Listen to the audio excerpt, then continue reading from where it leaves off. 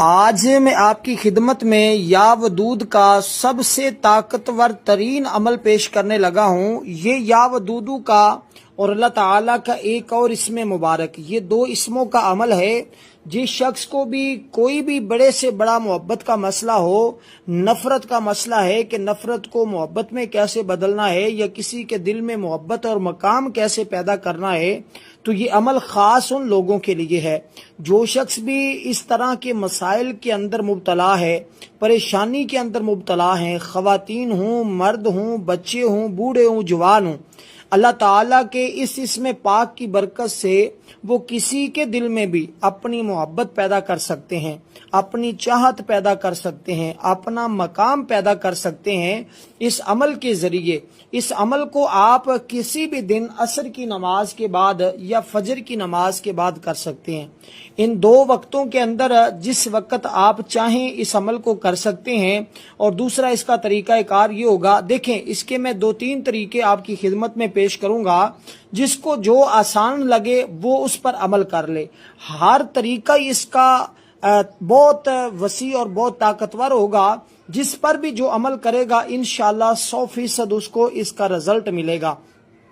اب سب سے پہلے آپ سمجھیے گا ذرا کہ عصر کے بعد کا وقت کیوں مقرر کیا گیا ہے، یا فجر کے بعد کا وقت کیوں مقرر کیا گیا ہے؟ کیونکہ فجر کے بعد کے وقت کی بھی بڑی اہمیت ہے، اور عصر کے بعد کے وقت کی بھی بڑی اہمیت ہے۔ عصر کے بعد بھی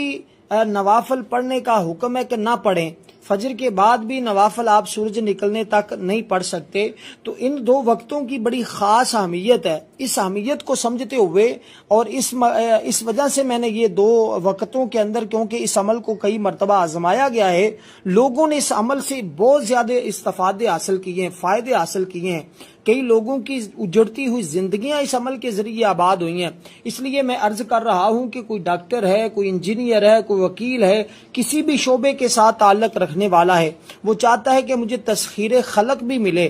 مجھے تسخیر لوگ میری طرف دوڑے آئیں، یا میری زبان کے اندر تاثیر پیدا ہو اور لوگ مجھ سے محبت کریں، تو اس کے لیے یہ عمل ہے۔ لیکن کسی بھی ناجائز کام کے لیے، کسی کو خام خواہ اپنے پیچھے لگانے کے لیے، یا اس کی توجہ اپنی طرف کروانے کے لیے، تو آپ اس عمل سے پھر دور رہیں، کیونکہ جائز کوئی بھی مقصد ہوگا نا آپ کا، اس سے آپ کو اس سے کوئی نقصان نہیں ہوگا، بلکہ اس کے فائدے ہوں گے۔ آپ نے کیونکہ اپنی ذات کے لیے کرنا ہے، جیسے کہ گھر کے اندر لڑائی جھگڑے ہوتے ہیں اولاد کے درمیان، میاں بیوی کے درمیان، تو ان لڑائی جھگڑوں کو ختم کرنے کے لیے، اس نفرت کو جو آج ہر گھر میں جنم لے رہی ہے، اس نفرت کو ختم کرنے کے لیے یہ عمل تیر بہدف ہے، جس کو ہم کہتے ہیں کہ جادو سے بھی زیادہ تیزی کے ساتھ یہ اثر دکھانے والا عمل ہے۔ تو اس کو جو شخص بھی کرے گا انشاءاللہ تعالی فوری طور پر وہی ایک ہی دن کے عمل سے اس کو اس کا رزلٹ ملے گا۔ اب دیکھنا ذرا سمجھنے والی بات یہ ہے کہ عصر کے بعد کے وقت کی اہمیت کو سمجھتے ہیں، پھر ساتھ ہی ہم اس وظیفے کی جانب بڑھتے ہیں۔ ایک حدیث پاک بس بتا دیتا ہوں، قرآن مجید کی ایک آیت بینات بھی ہے، مسلم شریف کی حدیث پاک ہے۔ حضور اکرم صلی اللہ علیہ وسلم نے ارشاد فرمایا، بندے اور اس کے کفر کے درمیان فرق صرف نماز چھوڑنا ہے۔ یہ مسلم شریف کی حدیث ہے۔ اللہ پاک فرماتا ہے، حافظوا علی الصلوات والصلاۃ الوسطی وقوموا للہ قانتین، یعنی کہ تمام نمازوں، خصوصاً بیچ والی نماز یعنی نماز عصر جو درمیانی نماز ہے، اس کی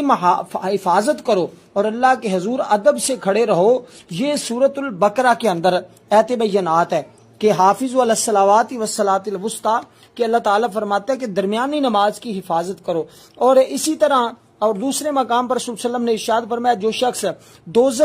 وہ شخص دوزخ میں نہیں جائے گا جو سورج نکلنے سے پہلے یعنی فجر اور سورج ڈوبنے سے پہلے عصر کی نماز پڑھے گا۔ تو یہ دو وقتوں کی اہمیت حدیث پاک کے اندر بھی آپ کے سامنے واضح ہے، اور اسی طرح ان وقتوں کی اہمیت قرآن مجید کے اندر بھی واضح ہے۔ اور اسی طرح ابن ابی خالد جو ہے وہ بیان کرتے ہیں، اور روایت انہوں نے حضرت عمار بن ربیہ سے انہوں نے اس بات کو روایت کیا۔ وہ فرماتے ہیں کہ میں نے رسول صلی اللہ علیہ وسلم کو یہ فرماتے ہوئے سنا ہے، وہ شخص ہرگز آگ میں داخل نہیں ہوگا جو سورج نکلنے اور اس کے غروب ہونے سے پہلے نماز پڑھ لیتا ہے، یعنی فجر کی اور عصر کی۔ اور اسی طرح بصرہ میں اور اسی طرح کی اور بھی بہت ساری روایتیں ہیں، لیکن میں ان کی طرف نہیں بڑھتا، بس آپ کو اس بات سے اندازہ ہو جانا چاہیے کہ اس وقت کی کتنی اہمیت ہے۔ اور حضرت ابو ہریرہ سے روایت ہے کہ رسول صلی اللہ علیہ وسلم نے فرمایا رات اور دن کے ملائکہ نماز فجر اور عصر میں جمع ہوتے ہیں، یعنی کہ کچھ ملائکہ وہ ہیں کہ یعنی کہ جو فجر کے ہیں اور کچھ ملائکہ عصر کے ہیں، یعنی کہ کچھ رات کے ہیں اور کچھ ملائکہ فرشتے دن کے ہیں۔ تو یہ جو ملاقات کرتے ہیں، جو اکٹھے ہوتے ہیں، یہ یا تو عصر کے وقت اکٹھے ہوتے ہیں یا پھر فجر کے وقت اکٹھے ہوتے ہیں۔ تو اس وقت ان فرشتوں کا نزول اور ظہور زمین پر ہوتا ہے، اس لیے اللہ کی زیادہ رحمت اور برکتیں برس رہی ہوتی ہیں۔ اس لیے ہم اس وقت میں اس عمل کو کریں گے تو اس سے ہمیں بہت زیادہ، جہاں ہم 8 دن یا 10 دن یا 15-20 دن عمل کرنا ہے، وہاں ہمیں ایک ہی دن سے وہ فائدہ اور استفادہ مل جانا ہے۔ تو اس لیے دوستو ہم نے اب ان 2 وقتوں میں سے کوئی بھی ایک وقت کر کے ہم نے اس کے اندر ان اسماء کا ورد کرنا ہوگا۔ خواتین چلتے پھرتے اور اٹھتے بیٹھتے بھی اس عمل کو کر سکتی ہیں، مرد حضرات کا بھی یہی طریقہ ہوگا کہ وہ چلتے پھرتے اٹھتے بیٹھتے بھی اس عمل کو کر سکتے ہیں۔ تو اسی طرح اب آپ نے ذرا ان اسماء کو سمجھنا ہے کہ یہ 2 اسم پاک ہیں، یہ 2 اسم پاک ہیں جو اللہ تبارک و تعالیٰ کی اسماء ہیں۔ ان میں کہ ایک اسم پاک کا مطلب ہے کہ اے نرمی کرنے والے۔ تو کیونکہ اللہ اپنے بندوں پر بڑی مہربانی فرماتا ہے، نرمی کرتا ہے، نرمی سے پیش آتا ہے، تو ان کے لطف و کرم کا کیا کہنا کہ دیکھیں اس نے حکیموں کو حکمت، علماء کو علم سے نوازا، سالکوں کو شوق دیا، اولیاء کو ولایت سے سرفراز کیا، انبیاء کو نبوت عطا فرمائی، اہل تقوی کو بصیرت عطا فرمائی، اہل عقل کو شعور دیا، یعنی جس کے قابل جو تھا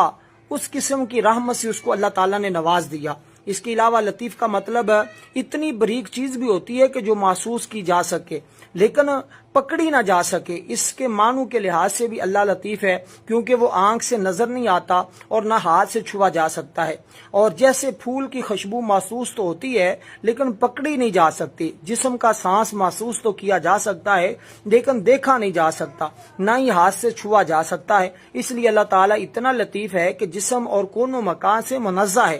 اس کی نہ حد ہے نہ انتہا ہے، نہ ہی ہماری عقل اس کا ادراک کر سکتی ہے، مگر جو اس اسم پاک کو پڑھتا ہے اللہ اس پر اپنی لطافت کے راز عیاں کرتا ہے۔ اور یہ اسم پاک جمالی ہے، اس کے اتنے زیادہ فائدے ہیں کہ جو شخص حسب منشا شادی کرنے کا ارادہ رکھتا ہے یا جس کے گھر کے اندر نا اتفاقی ہے، اس طرح کے بے شمار لوگ ہیں جن کے مسائل حل ہوتے ہیں اور جو پریشانی کا شکار ہیں، جنہوں نے اس عمل کو کیا اور اللہ کے فضل و کرم سے ان کی منشا کے مطابق اللہ تعالیٰ نے کرم کیا اور وہ